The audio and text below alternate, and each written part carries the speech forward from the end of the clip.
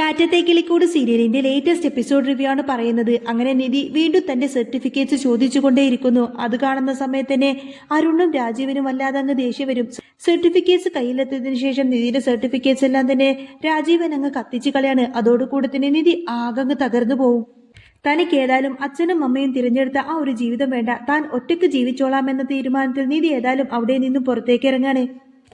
പുറത്തേക്ക് ഇറങ്ങിയ നിധി അവിടെ നിന്നും നികേഷിനെ കൂട്ടിയിട്ട് ആ വീട്ടിൽ നിന്നും ഇറങ്ങുന്നുണ്ട്. നികേഷിന്റെ കയ്യിൽ മുറുകെ പിടിച്ച് കരഞ്ഞുകൊണ്ട് തന്നെ അവൾ നടന്ന കാര്യങ്ങളെല്ലാം തന്നെ അവനോട് തുറന്നു പറയും. തന്റെ സർട്ടിഫിക്കറ്റ്സ് എല്ലാം തന്നെ അവർ ചുട്ടു കരിച്ചു എന്ന കാര്യം പറയുമ്പോൾ നികേഷിന്റെ കണ്ണു നിറയും.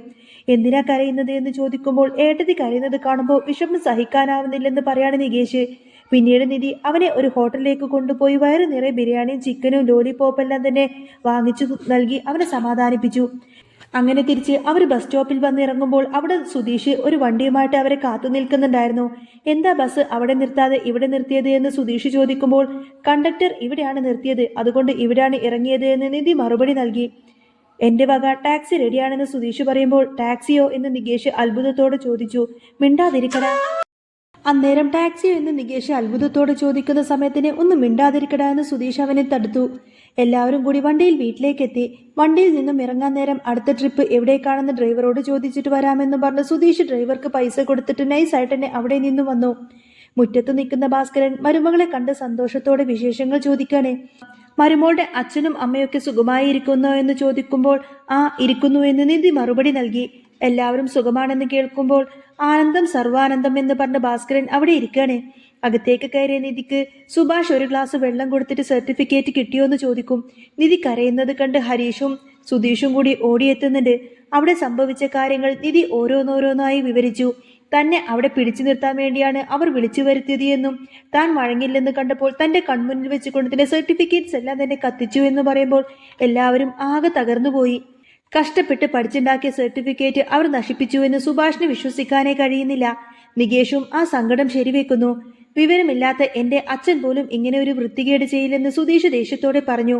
സാരമില്ല മോളെ, നീ പോയി വിശ്രമിക്കുക എന്ന് സുഭാഷ് അവളെ ആശ്വസിപ്പിച്ചു. നിധി പോയതിനു ശേഷം നമുക്ക് അവിടെ പോയി ചോദിക്കണമെന്ന് ഹരീഷ് വാശി പിടിക്കുന്നുണ്ടെങ്കിലും വേണ്ടെന്ന് പറഞ്ഞ് സുഭാഷ് വിലക്കി.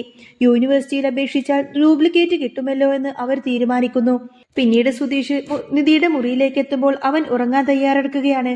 സർട്ടിഫിക്കറ്റിന്റെ കാര്യത്തിൽ വിഷമിക്കേണ്ടെന്ന് സുധീഷ് ആശ്വസിപ്പിക്കുമ്പോൾ താൻ ഇനി ആ നാട്ടിലേക്ക് തിരിച്ചു പോകില്ലെന്നും ഒരു വലിയ നിലയിലെത്തിയിട്ട് ഇനി അങ്ങോട്ടേക്ക് കാലുകുത്തു എന്നും നിധി ശപഥം ചെയ്തു.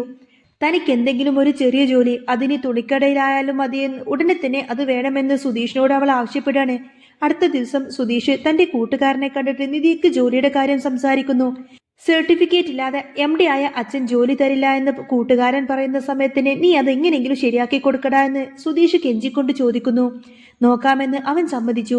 തിരികെ വരുമ്പോൾ ഒരു തുണിക്കട കണ്ട് സുധീഷ് നിധിക്ക് നൈറ്റി വാങ്ങിക്കാനായി അവിടെ കയറി. അവിടെയുള്ള സെയിൽസ് ഗേളിനോട് നൈറ്റി ചോദിക്കുകയും നിധിയുടെ സൈസ് അളക്കാൻ പെൺകുട്ടിയോട് തിരിഞ്ഞു നിൽക്കാനും മുൻപിലേക്ക് നിൽക്കാനും ഒക്കെ ആവശ്യപ്പെടുന്നുണ്ട്. ഇതെല്ലാം കണ്ട് സെയിൽസ് ഗേൾ ഒന്ന് കളിയാക്കുന്നുണ്ടെങ്കിലും സുധീഷ് അത് കാര്യമാക്കാതെ 2 നൈറ്റി സെലക്ട് ചെയ്തു. പെൺകുട്ടിയുടെ ചിരി കാണാൻ നല്ല ഭംഗിയുണ്ടെന്ന് സുധീഷ് പറയുന്ന നേരത്താണ് ഹരീഷ് അങ്ങോട്ടേക്ക് വരുന്നത്. സുധീഷ് കൊഞ്ചിക്കുഴയുന്നത് കണ്ട് ഹരീഷ് അമ്പരന്നു. ഒരു തോർത്തു വാങ്ങാൻ വന്ന ഹരീഷിന്റെ ബില്ലും കൂടി സുധീഷ് അടക്കുന്നു. പുറത്തിറങ്ങിയപ്പോൾ സുധീഷ് 75 രൂപ തിരിച്ചു ചോദിക്കുന്നുണ്ടെങ്കിലും ഹരീഷ് പുറത്തിറങ്ങിയപ്പോൾ തോർത്തുമുണ്ടിന്റെ 75 രൂപ സുധീഷ് തിരിച്ചു ചോദിക്കുന്നുണ്ടെങ്കിലും ഹരീഷ് പഴയ കല്യാണ ചെലവ് പറഞ്ഞ് അത് ഒഴുക്കിവിടുന്നു.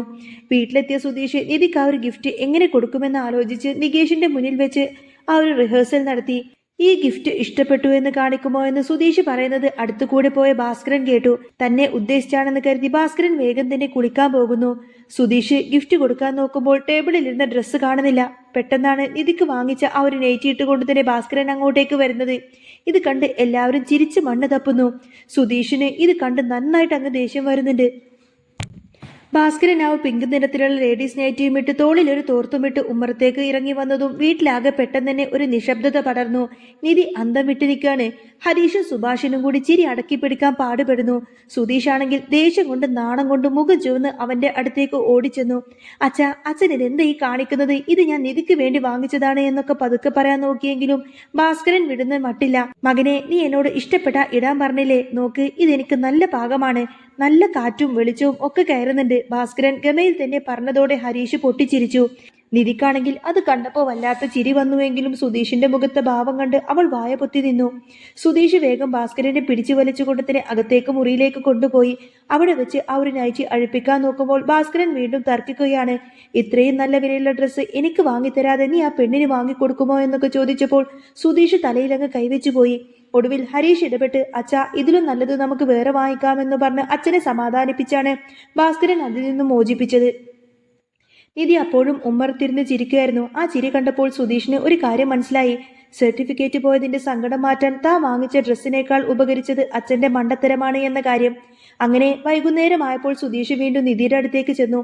ഇത്തവണ നൈറ്റ് നന്നായി തന്നെ പാക്ക് ചെയ്ത് കൈമാറി. ഇതിടുമ്പോൾ അച്ഛനെ ഓർക്കരുതേ എന്ന് അവൻ തമാശയായി പറഞ്ഞപ്പോൾ നിധി നിറകണ്ണുകളോടെ അവനെ നോക്കി.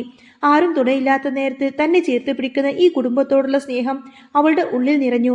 പിറ്റേന്ന് രാവിലെ തന്നെ സുധീഷിന്റെ കൂട്ടുകാരൻ വിളിച്ചു. നിധിക്ക് ഒരു തുണിക്കടയിൽ അല്ല, ഒരു വലിയ ഓഫീസിൽ തന്നെ താൽക്കാലികമായ ഒരു ജോലി ശരിയാക്കാമെന്ന് അവൻ ഉറപ്പു നൽകി. ആ വാർത്ത കേട്ടപ്പോൾ നിധിയുടെ മുഖത്ത് പുതിയൊരു ആത്മവിശ്വാസം തെളിഞ്ഞു. സർട്ടിഫിക്കറ്റ് കത്തിച്ചവർക്ക് മുന്നിൽ തല ഉയർത്തി നിൽക്കാനുള്ള നിധിയുടെ പോരാട്ടം അവിടെ തുടങ്ങുകയായിരുന്നു. അങ്ങനെ ഇനി വരാൻ പോകുന്ന നല്ല സൂപ്പർ ത്രില്ലിംഗ് എപ്പിസോഡുകളൊക്കെ തന്നെയാണ് കേട്ടോ. അപ്പോൾ നിങ്ങൾക്ക് ഈ ഒരു ചാനൽ ഇഷ്ടമാണെങ്കിൽ സബ്സ്ക്രൈബ് ചെയ്യാനും സപ്പോർട്ട് ചെയ്യാനും മറക്കല്ലേ. നെക്സ്റ്റ് വീഡിയോ ആയിട്ട് ഉടനെ വരാം. ബൈ.